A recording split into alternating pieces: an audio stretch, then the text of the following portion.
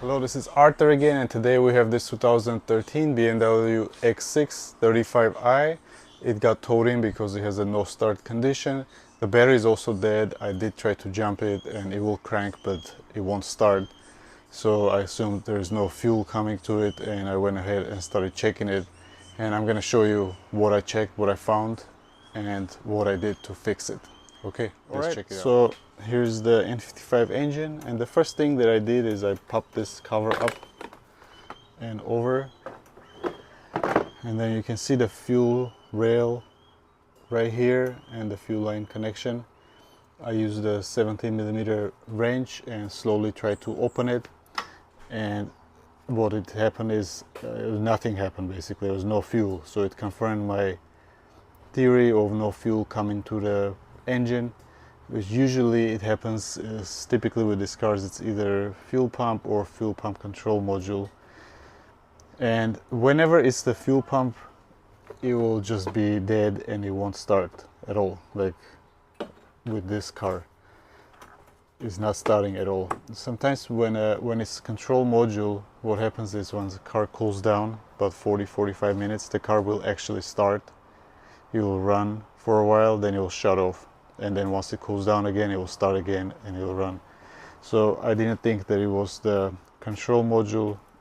I thought that it might be the fuel pump. So next I went to the back seat. Okay, so we're at the back. This car is a little bit dirty, but it is what it is. So I had to remove the seat, which is you pop from here and then it comes off, and then there's a cover you pop up, and there's a lead for the fuel pump, and I'm going to show you right now how to take that off. To remove the fuel pump, you gotta remove the rear seat, get this hatch out from here,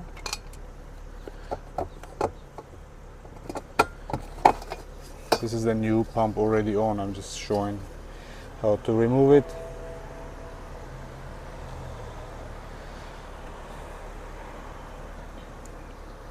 You take this hatch open, you disconnect this line, disconnect these two connectors, use the 7mm to undo the band, and then it pulls right out. Okay, here I have the old fuel pump out of the X6, and I have a new one as well. Once I removed the old one, I did apply power directly to the motor, and it is stuck. It's not working at all. It's not moving, and it's causing the engine not to start. Just cranks, no start. I was able to order a new fuel pump. This is the original one. This is the part number for it. It's pretty pricey. It's around $600, and I'm gonna go put it in and I'll see how it goes. Okay, I have the pump right here. Pump goes this direction. This line should be facing towards the driver. There are also a few things to connect over here. You gotta make sure you connect them.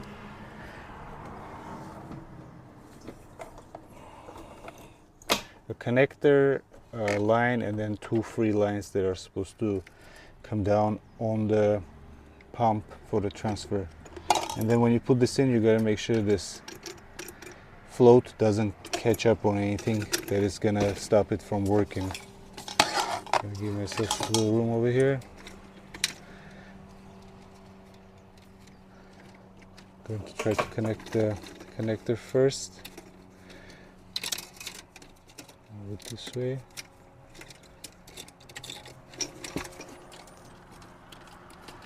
It's kind of tricky to do because of the opening is so small. It's kind of weird. Luckily this car doesn't have that much gas in there, because if you have a lot of gas it makes it more difficult.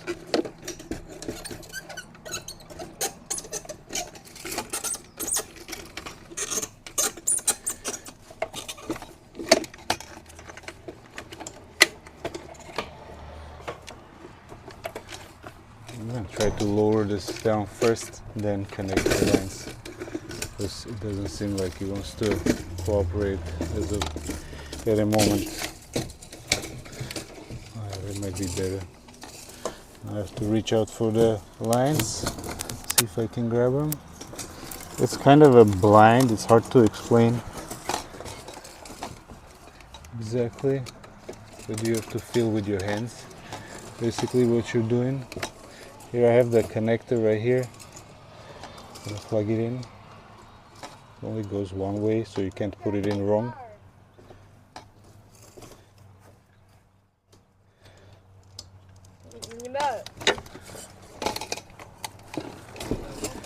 Connector is in. Then you gotta make sure you pop in the actual fuel line on it. That's in. Then there are two transfer pipes. They just secure on top of the pump, kind of click in, so when the pump sucks in gas from the other side, it connects back and forth, transfers. Now I gotta make sure I put in my gasket, which is this one.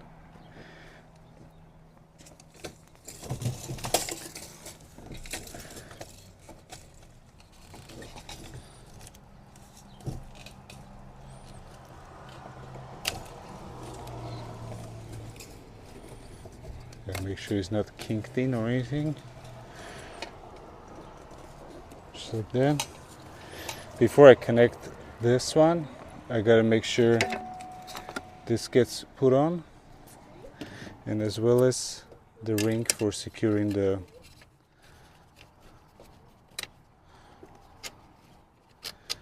nut. This one is gonna be a lot of turning once it's in there, so I'm gonna tighten it over here, because it's going to be difficult for me to tighten it once it's in there. It's not much room in there to move this thing around, so you want to make sure it's in properly.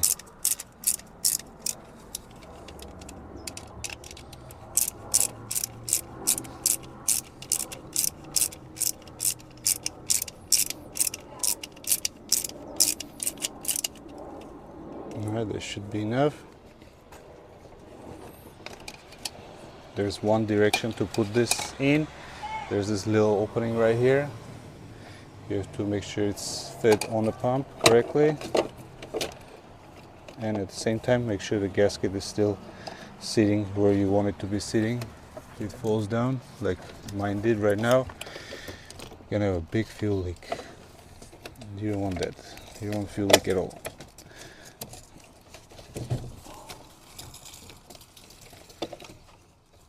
So put this in right now, hold it down, and then use my other hand to feed this through.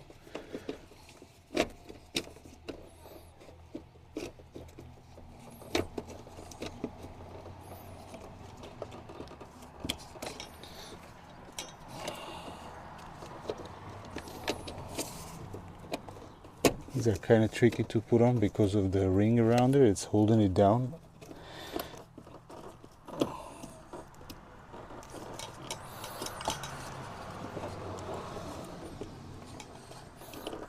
Kind of gotta feed it through slowly.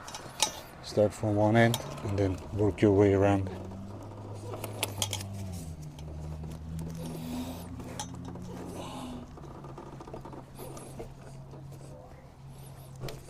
I have tightened this a little too much. I'm gonna try to bring it back a little bit.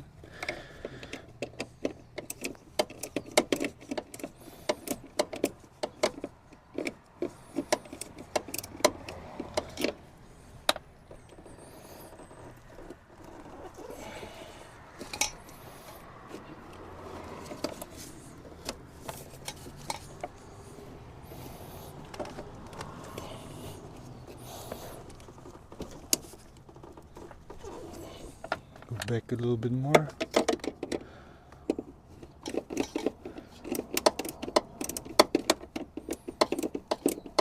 Just enough room for it to slide on.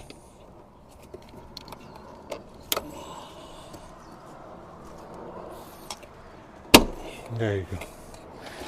Now that's in. So now I'm going to secure the band and then I'll put on the line. So there's only one line that connects from top on this one. This one is the one that takes kind of a while to screw in.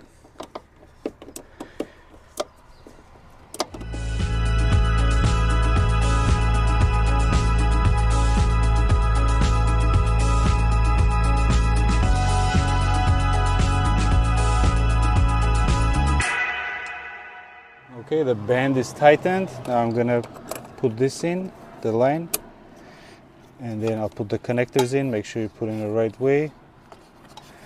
And then this one goes back in, and then this round part is facing the forward of the car. Here's one connector, here's two. They usually line up. I won't cover this yet until I have the car running, and I'll make sure there's no leak here. Then I'll put the cover back on. Now I'm gonna go jump the car to start it because the car has been sitting, looks like, for a while, and they start cranking it. They tried cranking it or so, and it never started, so it didn't. The battery is dead basically. So I'm gonna go ahead and do that. Okay, here I have my jumper pack. This is the one that I use usually. The terminals are right here on this car. Very easy to access, positive and negative. Then you push this in to start it. Okay, sound came on that it's alive. I tried to crank it for the first time. Oh, there you go. Started right up. Before it wouldn't start at all. It would just crank, and nothing. When you have these lights on, usually you want to turn the steering wheel left and right, and some of it should go away. It does have a check engine light too.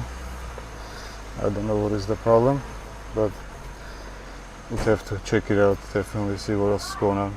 But as far as the starting goes, it is starting. Sometimes the lights won't go off, you need to drive the car for a little while. I'm gonna let it idle for a little bit, and then while I check for fuel leak and put the other stuff back together, then I'll see what's going on. Okay, the car is running. I'm gonna check for, see if there's any fuel leaks, and I don't see anything. Everything looks clean. I'm gonna put this cover back on, secure it, take it for a little drive, see why is there so many warning lights on, if any of it goes away. If it doesn't, then I'll scan it to see what else is going on. I don't know how long this car was parked for or what is going on, but we'll see. Most of the lights cleared after the first drive. Check engine light is on still, and park light is on. I'm gonna scan it to see what is going on with that.